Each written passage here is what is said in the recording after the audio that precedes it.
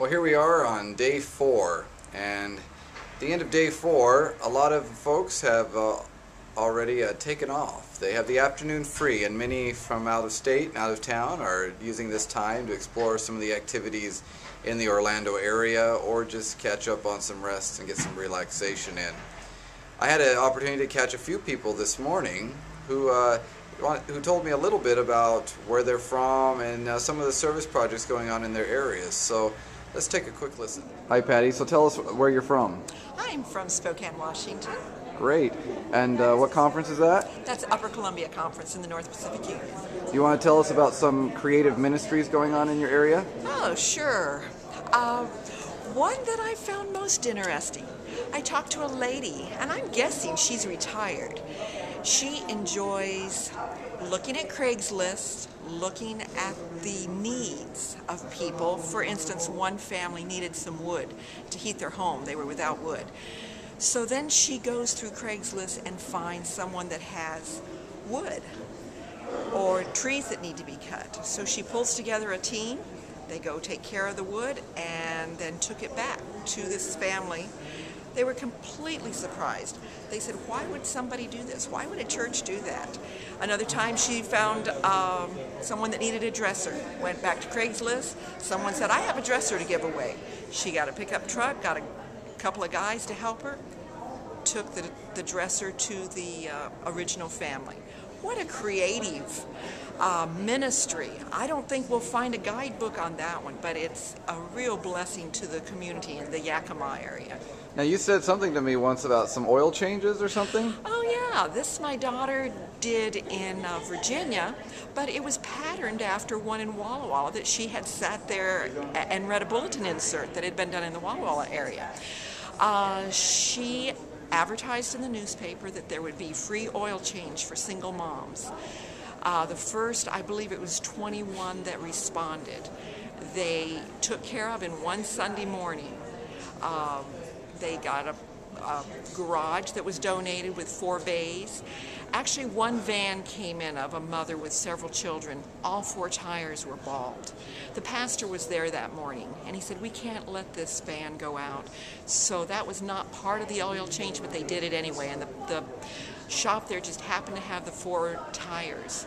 And they went ahead and changed the tires, did the winterizing and oil change, and 21 mothers, some with spouses in Afghanistan or Iraq, were going to have a safer winter because of that. So I'm curious, did they find an organization to donate the labor and the oil and all that, or did they do it themselves? No, they did it themselves.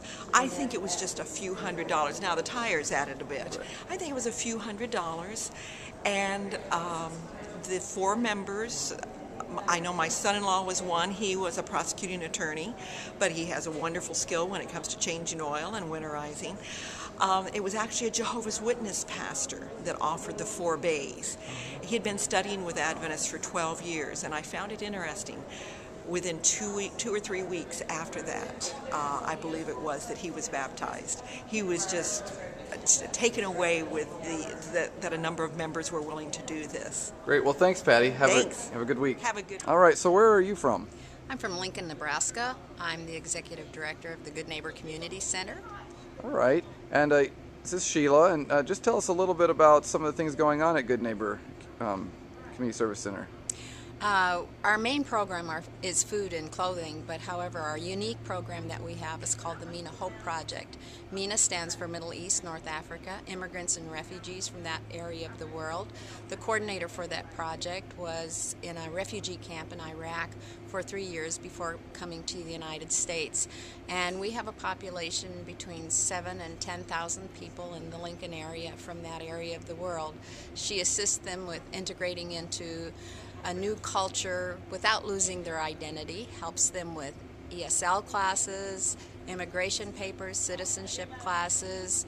She helps them with parenting classes because they no longer have the supports they had in Iraq of family, and so she gives them parenting skills to work with, and health classes because the food that they are familiar with is not available so readily in the United States. So she also helps them understanding our foods and teaching them nutrition and how to eat. Well, that's great. That's great. Well, so what's the staff like at your center? We have 4 full-time staff and we have 4 part-time staff. However, we have 300 volunteers throughout the year with approximately 28,000 volunteer hours, and we could not do what we do without them. We had 58,000 points of contact last year, and so that's a lot to do. So Keeps us busy. If somebody wanted to find out more, is there a web address they could go to? www.lincolngnccc.org. Great, thanks. Have a good week. Thanks. Well, another set of interviews I've had have been with people who are involved in tutoring and mentoring. And that program seems to be really going along. Everyone in there is really having a good time. And you'll see the first interviews with Sandy Brown, who's the head of the program for tutoring and mentoring. And you'll also hear from Sean, who's in the program. He seems to really be enjoying himself. I'll then show a clip from the actual class, and you'll see they're discussing the Smileys program, which is a literacy program, where they're learning how to, in this particular case, at the beginning particularly, they're learning how to teach kids through words. And there's some other examples that come up, and they dive into a few other topics there. So I hope you enjoy it. Tutoring and mentoring, what an opportunity to really be able to impact the lives of kids in the community. It's really not just about kids, but also about their families. It's about family literacy and being able to make a difference in the lives of kids. And it's a fun ministry. It's really a fun ministry, and just an opportunity to impact not just for a semester, but also hopefully for a lifetime. It's about reading, it's about math, science, English as a second language. There's so many different, really unique ways that people can get involved with this ministry. So we want you to come and join us. All right, so what's your name? Hi, my name is Sean Ray. Yeah, where are you from? I'm from Atlanta, Georgia. And just tell us a little bit about why you're here, what you're enjoying, what track you're in. Well, so far, I came here to gain knowledge, to also make connections. It's a networking venture for me, and I'm in the class taking the tutoring and mentoring session. Great. And so what all have you guys been doing so far? What have you been learning? So far, we've been learning how to incorporate a successful tutoring and mentoring program into the community. We've been learning how to deal with the various groups of readers, non-readers I should say, that we would encounter. Great. And anything particular stand out in your mind from this week so far? Basically how to be very in tune with your reader and listen more than you'd actually talk.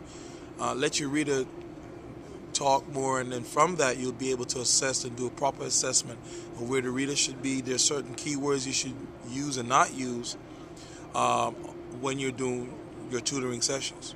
Great. Well, I hope you have a good rest of the week. Thank you. Same We also have about discipline. Discipline. 1, 2, 3.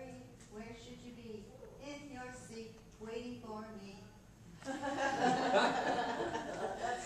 Boy, you must be a teacher from a long way back. Yes. Good. They do though. Yes. So the idea, and and isn't it a nice way to teach something, to get a little music into the brain? That's how we taught ABC, didn't we? Yeah. A, C, D, E, F, G, H, I, J, K, L, M, N, O, Q, How many of you learned the ABCs that way?